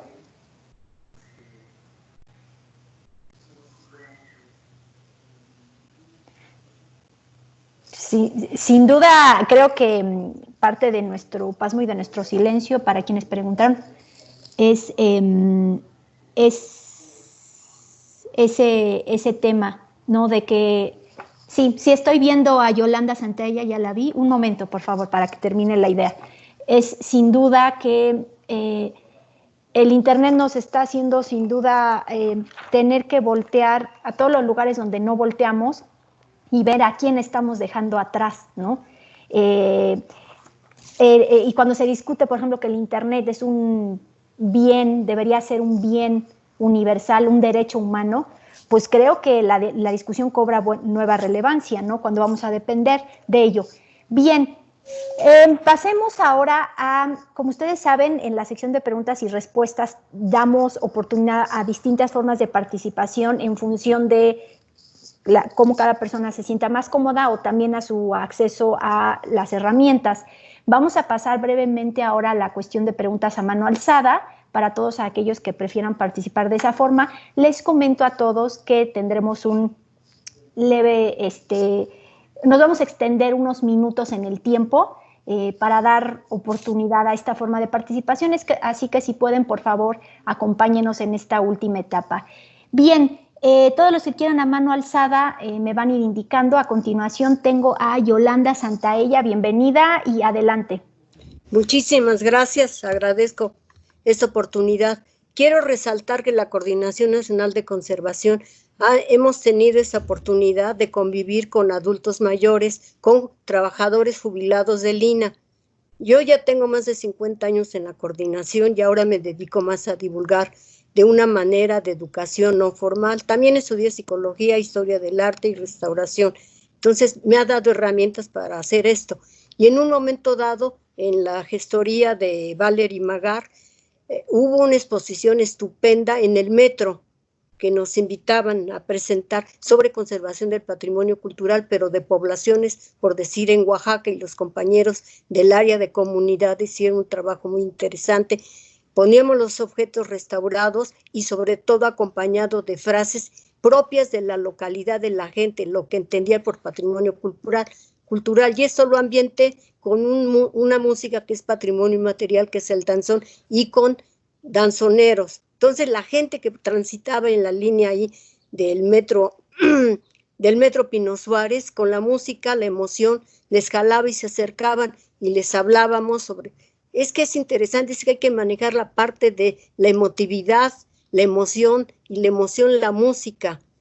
Y mi maestro de baile, en paz descanse, llevó a su grupo, entonces todo llamativo, la parafernalia de su ropa. Y nosotros, al hablar de patrimonio cultural en las vitrinas, se me ocurrió meter toda esa parafernalia de ropa de hombres y de mujeres y demostrarle que es parte de nuestra cultura material e inmaterial, ¿no? A grosso modo, y también estuvimos con chicos APAC, con jóvenes muy brillantes en su coeficiente intelectual, pero en la parte motriz no podían hacer grandes movimientos, y entonces el equipo, el conjunto de compañeros, diseñamos cómo acercarlos haciendo cajas de excavación, enterrando piezas para que ellos pudieran en alguna forma excavar y recuperar esas piezas. Bueno, fue muy emotivo. Así a todos nos conmovió, terminamos casi bailando lo que se podía, pero convivimos, hicimos esa conexión. Bueno, ya no me quiero extender más porque le quito tiempo a más gente, pero la coordinación ha trabajado en esto, lo tenemos muy presente. Es otra visión, pero la sociedad y la comunidad son los dueños del patrimonio cultural y hay que como develarlos, acercarlos con palabras sencillas, como gentes que somos, bueno, yo, común y corriente. Gracias. Gracias, Yolanda. Y en efecto, tocas en un tema que ha aparecido, que es la importancia de entender la dimensión emotiva del patrimonio como un punto de verdad esencial, tanto para la cuestión analógica como para la digital. Si no jalamos esas cuerdas, no nos podemos comunicar, y ahora es más evidente que nunca. Bien, tenemos también mano alzada de María del Rosario Bravo. Adelante. Hola, buenas tardes a todos. Excelente sus participaciones, me encantan. Y yo solamente quiero reflexionar sobre un punto importante en nuestro museo, en el Museo Regional de Querétaro. Ha tenido una disminución importante de los grupos escolares por todas estas cuestiones que la Secretaría de Educación Pública ha implementado, ¿no? Y que ha coartado esta parte. Y que sí van estos grupos escolares de primaria, con citas previas y demás, pero se ha reducido, o sea, yo creo que más del 50%. Y la reflexión sería, en estos tiempos de la pandemia, ¿no? ¿Qué vamos a hacer con estas poblaciones? O sea, y a nosotros también nos hace preguntarnos si realmente estamos llegando a los grupos en donde deberíamos llegar, ¿no? ¿Qué pasa con estas poblaciones? Y paradójicamente el museo comenzó a crecer con el público de adultos mayores, súper interesados en los temas, y Servicios Educativos armó todo un programa que ya lleva 3-4 años, ¿no? Con módulos diferentes atendiendo a los adultos mayores. O sea, nuestra población más vulnerable, ¿no? De hecho, este año se canceló el módulo correspondiente por obvias razones, y eso también nos pone, ¿no?, contra las cuerdas, porque justamente estos dos grupos en los que llegábamos no estamos llegando, y seguramente tendremos que reconsiderar y recapitular nuestra intervención tanto en el sentido de disfrute del patrimonio cultural, ¿no? Entonces, ¿cómo le vamos a hacer? No lo sé, no tengo las respuestas, pero es importante porque creería que está sucediendo en muchos de nuestros museos. Eso es todo. Súper relevante, María del Rosario, muchas gracias por tu participación. Pues nuestras comentaristas, ¿hay algo que quisieran agregar, comentar, reflexionar sobre esto? Xochipilli ya se apuntó, no sé si alguien más después. Bueno, en principio Xochipilli y luego Magdalena, súper. Hola, Rosario, pues sí, súper importante, ¿no? Cómo vamos a regresar y cómo vamos a darle la bienvenida a las escuelas también, ¿no? Con todas estas nuevas reglas, con todos los procesos de sana distancia. Es un gran reto para todos los museos, pero bueno, un poco lo que comentaba es que creo que nos toca reforzar muy bien los contenidos en nuestras páginas oficiales, en nuestros en las redes sociales, porque sí sé de muchos profesores que tienden a apoyarse en el patrimonio cultural, apoyarse en el arte para reforzar, pues sí, el temario, para reforzar un ejemplo específico fue un chico de secundaria que entró a la página del Museo del Virreinato a buscar cómo se hacía el papel en la época virreinal y cómo, porque le estaba pidiendo el profesor hacer una carta, ¿no? Y qué tinta se usaba y demás. Entonces, no encontró esa información y entonces empezó él a tejer redes, ¿no? Le preguntó a su mamá si conocía a alguien, entonces su mamá conocía a alguien de Lina y ese alguien de Lina contactó a la restauradora de Teotihuacán y la restauradora de Teotihuacán me contactó a mí para decirles qué tipo de tinta, qué tipo de papel, ¿no? Entonces, es un foquito rojo a lo mejor para nuestras páginas, ¿no? Reforzar muy bien los contenidos, ¿no? Y ver cómo vamos a recibirlos ya cuando esta nueva normalidad pues ya esté. Magdalena, ¿tú querías comentar algo? Sí, igual porque me quedé con la tentación de la primera pregunta, a propósito de que mucha gente no conoce las actividades de Lina.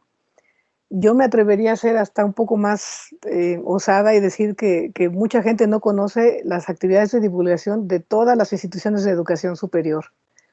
De pronto están, o sea, conocen en términos generales, pero por ejemplo, en estos ámbitos rurales hay mucho alejamiento, mucho alejamiento institucional.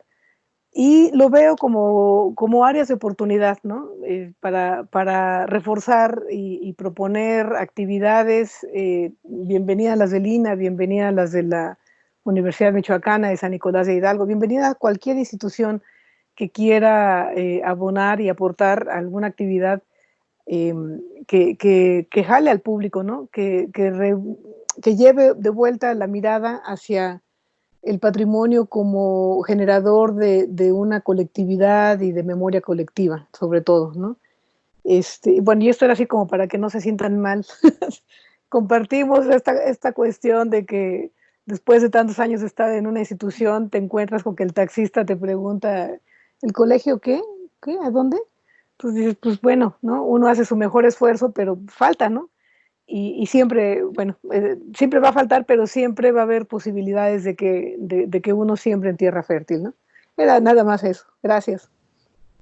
Sin duda, y eso es también lo muy rico de tener comentaristas, ¿no? En este caso fuera de Lina, porque nos permiten encontrar esas resonancias, y concuerdo, Magdalena, el tema de cómo las instituciones de educación superior y centros de investigación necesitan visibilizarse más, es un tema, porque realmente se desconoce, hay un hoyo, digamos, en lo que tiene que ver con la divulgación de las humanidades, por llamarlo de un modo, ¿no?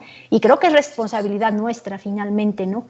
Y pasa no solo en el Colmex, yo diría que de la UNAM, inclusive de muchísimos lugares, ¿no?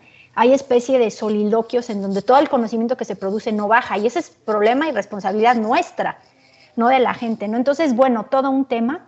Me gustaría ahora darle la palabra tenemos aquí un invitado especial, Juan Carlos Valdés Marín, quien es el director del Sistema Nacional de Fototecas y quiere contribuir o participar. Bienvenido, Juan Carlos. Hola, muchas gracias y felicidades a todas. Muy bien, una mesa muy interesante. Algo que quiero comentar es precisamente que de lo que nos comentaba la compañera anterior, el problema de muchas de las instituciones, museos y centros, digamos, científicos y de creación, es que son altamente endogámicos. O sea, piensan que cumplen con su función interna y poco se acercan a la comunidad. Cuando la función social de las instituciones como la de nosotros es precisamente que permea a un público más amplio. Nosotros en el Museo de la Fotografía, acá en Pachuca, se desarrolló un programa de creación de nuevos públicos, precisamente, que se ha permitido seguir fomentando a través de las redes sociales en tiempos de pandemia, donde no solamente se daba atención a los pequeños, introduciéndose a lo que es la magia de la cultura fotográfica, sino también atención a públicos difíciles, digamos, en el ámbito social. Ejemplo, los niños en consejos tutelares, a los cuales acudíamos como museo para precisamente darles una alternativa, una visión de la vida. Otro programa muy importante fue el de trabajar con niños débiles visuales, que es una experiencia formidable, al igual con niños con capacidades diferentes, incluso niños con síndrome de Down, que muchas veces son públicos olvidados por parte de las instituciones, y en Pachuca se ha generado de una manera muy interesante y muy buena. A la par de que se desarrolló una estrategia editorial para niños, que se llamaba Aprendiendo con Foto, que es un proyecto para niños de preescolar y que dio un gran éxito.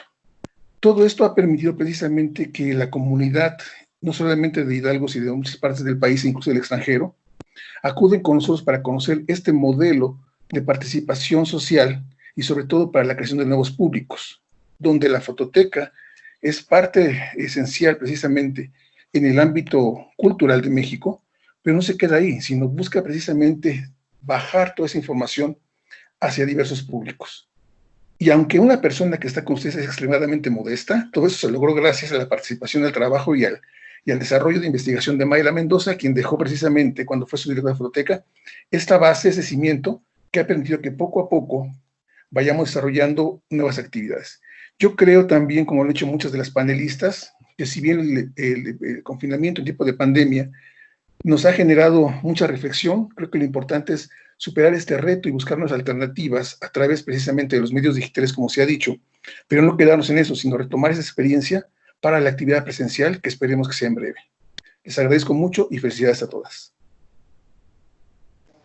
Muchísimas gracias, Juan Carlos, por esa participación, que además creo que cierra muy bien esta mesa. Estamos ya terminando. A mí solo me restaría como dejarles brevemente como ideas clave de lo que se ha comentado, ¿no? En torno a las fases, como decía María Antonieta, por las que hemos transitado, quizá primero de pasmo, luego de mucha reactividad, ¿no? A veces más atinadamente que otras, a veces estando más conectados que otras veces, pero se notan diversas formas e instancias en que se ha intentado experimentar y proponer, y gran parte de ese elemento ha dependido como de una serie de factores como aprender el lenguaje de lo digital, como decía Xochipilli, también la conexión emocional, que lo mencionaron varias de ustedes, ¿no? También ese pensamiento flexible, ¿no? Y diversificado que comentaba Mayra, ¿no? También un pensamiento más local, ¿no? Como de soluciones locales en contextos locales, como lo que nos comentaban de la bicicleta, ¿no, Magdalena? Entonces, sin duda, el exceso de digitalización ha creado muchas oportunidades, pero ha abierto muchas peligrosas preguntas sobre a quiénes estamos dejando fuera. Pero ahí también está la oportunidad en esa autocrítica de ver cómo hacer para llegar lo más que se pueda con lo que tenemos, y si no llegamos con eso, ¿qué vamos a poder hacer en un contexto donde la gente se sienta segura? Como dijo Antonieta, ¿no? Pues bien, doy la palabra a Mariana para el cierre oficial de esta tercera mesa. Yo personalmente les agradezco mucho a todos los asistentes, su tiempo, su participación, y bueno, de forma más particular a las comentaristas por permitirme acompañarlas en esta ocasión, y a la coordinación, por supuesto, por la invitación. Muchas gracias a todos nuevamente, gracias a todos por asistir, a nuestras comentaristas, a Cintia, nuestra moderadora. Creemos que esta fue una mesa muy interesante. Los